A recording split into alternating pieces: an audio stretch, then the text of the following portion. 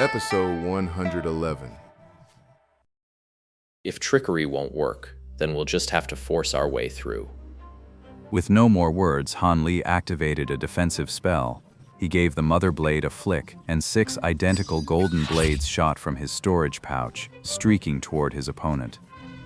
Seeing that Han Li's magic tool seemed extraordinary, the woman from Yellow Mountain felt a flicker of hope revive her nearly extinguished spirit. She immediately hurled a talisman, which transformed into a long, fiery serpent and shot toward him. The woman in white gave a cold laugh. She raised her jade-like hand, and a small mirror, no larger than a palm, materialized in her grasp. She aimed the mirror, and a sheet of cyan light shot out, enveloping the oncoming golden blades and fire snakes. They froze in mid-air, spinning helplessly, as if bound by a powerful restriction spell, unable to advance another inch. Han Li's eyes went wide with disbelief. What kind of magic tool is this? How can it be so overpowered? It can actually freeze other people's tools and spells? Don't worry, junior brother. Her magic tool can only lock down one area at a time, and the effect only lasts for half a quarter hour before it has to be withdrawn and deactivates. However, that vile woman is a descendant of a concealing moon sect elder, and she has many strange magic tools bestowed upon her. Junior brother, you'd best be extra careful. So that's why a fellow female disciple at the 12th layer was defeated so thoroughly. She's a walking armory. Should have known better than to play the hero. Han Li felt a wave of regret. It looked like he was in for another desperate fight. Seeing her magic tool block Han Li's golden blades, the woman in white wore a smug expression. So that's why you had the nerve to jump out. You were counting on having a top-tier magic tool. Without a moment's hesitation, the woman in white summoned a pink crystal sphere, suspending it above her head. No good. That crystal can corrode other people's magic tools. Junior brother, stop her. That's how my magic tool was destroyed. Han Li's heart skipped a beat. Without a second thought, he raised his hand and flung the silver hook he'd just grabbed, sending it streaking toward the woman's crystal sphere as a flash of silver light. The woman in white curled her lip slightly. Her index finger formed a strange hand seal, and she shot a beam of red light at the crystal orb above her head. The orb, having absorbed the spell formula, immediately blazed with crimson light. It began to spin on its own, spewing out streams of pink liquid that coalesced into a liquid cloud centered on the sphere. Though it only spanned about 10 feet, the air above the woman in white had turned a deep crimson red. Han Li hesitated. He didn't dare send the silver hook flying into that crimson liquid. Instead, he made it dip its head and shoot straight for the white-clothed woman below. At the same time, he secretly sent out another top-grade magic tool, the Green Lock, sending it skimming low across the ground, slithering forward as silently as a spirit snake. The woman in white suddenly hurled the crystal sphere. A small piece of the liquid cloud immediately broke off and shot downward, enveloping the passing streak of white light. It slowed the light, revealing the silver hook's true form.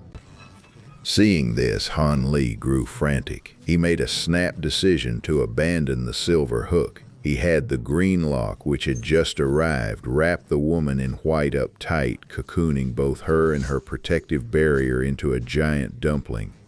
Though she possessed many magic treasures, the woman in white was momentarily overwhelmed and unable to break free immediately. Without a moment's hesitation, Han Li pulled out his talisman treasure, the golden light brick. He had no idea how long the azure lock could hold the woman, but now he had no choice but to take the risk. He had to kill her with the talisman treasure before she broke free. Although the woman from Yellow Mountain was plain-looking, she was clever. Even without her magic tools or powerful talismans, she kept up a steady barrage of small spells, fireballs, and ice spikes, hammering away at the liquid sphere, trapping the silver hook and the small mirror. She hoped to free Han Li's magic tools, to turn the tide of the battle. But unfortunately, these attacks were utterly ineffective, like trying to scratch an itch through a boot. You think a mere high-grade magic tool can hold me? I'll show you just how foolish you are. Han Li couldn't be bothered to reply. He raised his golden light brick magic treasure, bracing for another massive drain on his magic power. But right at that moment, a terrifying surge of immense spiritual chi erupted from the dense forest behind the woman in white. Han Li was stunned, and before he could process what was happening, a blinding flash of yellow light shot from the woods like lightning. It pierced straight through his green lock, the woman's protective barrier, and the white-robed woman herself in one devastating strike. The woman in white didn't even have time to cry out before she fell dead on the spot. Han Li was startled at first, then seemed to realize something and immediately tried to dart forward, but he was too late. A blue figure had already flashed several times like a shooting star, arriving at the woman's corpse in an instant and snatched the storage pouch from her waist. He then burst into a hearty laugh, his face alight with wild delight. Seeing he was a step too late, Han Li let out an annoyed sigh. But for the sake of his own skin, he forced himself to focus, his eyes tracking the man's every move. The newcomer was a middle-aged man with a face full of scars, narrow eyes, and a hooked nose. His entire being radiated a murderous aura that made one shiver just from a glance. His cultivation had already reached the peak of the 13th layer. Han Li's heart grew heavier still. Feng Yue, you're the Heavenly Void Sect's maniac. Feng Yue? Didn't think the little girl would recognize me. Stand right there and behave. Let me see what I've got here, then I'll decide what to do with you. The man in blue cast a glance at the woman from Yellow Maple Valley, then, right in front of both of them, lowered his head to inspect the storage pouch in his hand. Han Li rubbed his nose as he regarded the man with a detached air. I don't know who this person is, but Senior Sister is making far too big a fuss about it. No matter who's coming, I can't lose my composure. The more aggressive the enemy, the calmer I must remain. Han Li summoned the golden blade and silver hook back to his hand.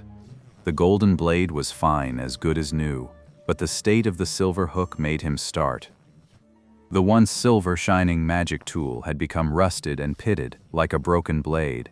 Its spiritual chi was greatly diminished, and it was no longer fit for serious use. Now I understand what the woman from Huangshan meant by destroying a magic tool. The pink liquid that Crystal Ball spews out is so abundant, any magic tool that touches it would have to keep its distance. His moment of reflection was cut short as his gaze was drawn to the dazzling yellow light emanating from the blue-robed man's front.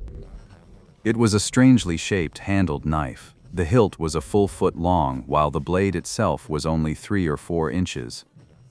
Its entire body was crystalline and translucent, radiating a piercing yellow light.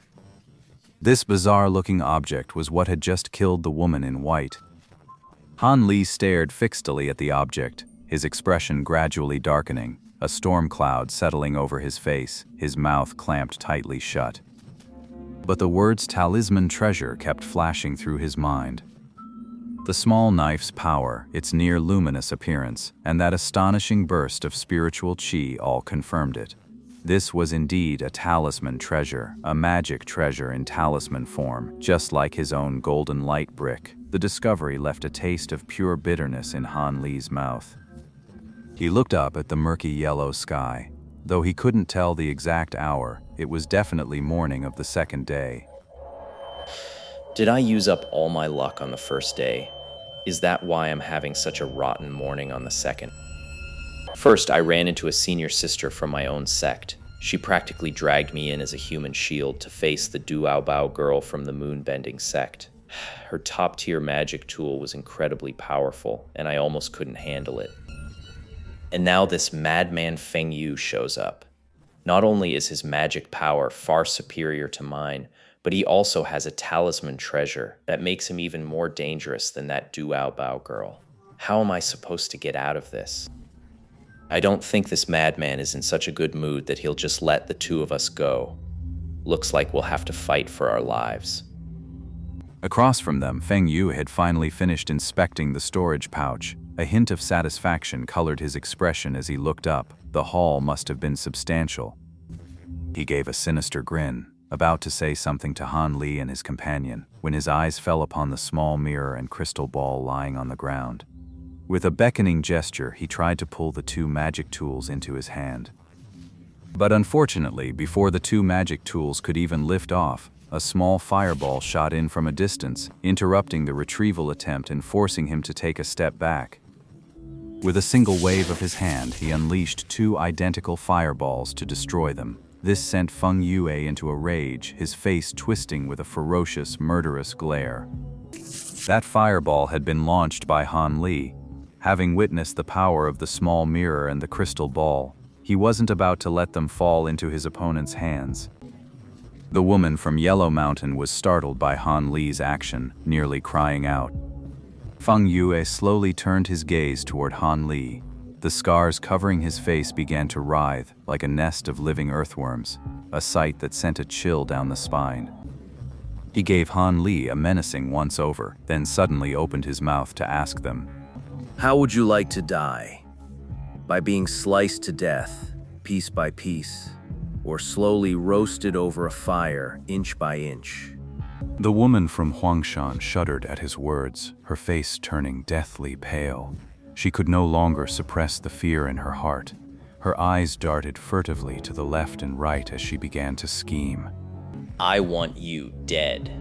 Feng Yue's ugly face twisted into an even more hideous expression. He never imagined the other party would dare to mock him, and a surge of rage instantly boiled up inside him.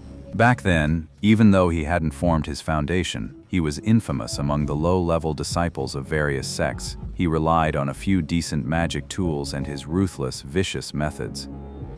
After all, he once locked a fellow cultivator in a black room for 3 days and 3 nights, torturing them relentlessly as they wailed day and night before finally ending their life. As for ordinary disciples, forget about seeing him in person. Just hearing his name was enough to turn their faces pale and send them fleeing for the hills. With a reputation that vile, Feng Yue should have been picked off long ago by some foundation establishment cultivator he'd managed to piss off. However, he was a cunning one. While he was vicious and cruel to low-level cultivators, the moment he encountered someone far more powerful than himself, he would flee at the first sign of trouble and take refuge back in the Heavenly Void sect. And for the sake of their own prestige, the Heavenly Void sect would naturally never hand him over. So his pursuers were hamstrung, forced to just stand by and watch him live the high life. And once the heat of the pursuit died down, Feng Yu would swagger out of the fortress once more, to go on and prey upon other cultivators. After this happened a few times in a row, those lofty experts had no choice but to hold their noses and accept it, and they couldn't be bothered to look into the matter any further. After all, Feng Yue knew his limits. He wouldn't target those with powerful backing, nor would he harm their close associates.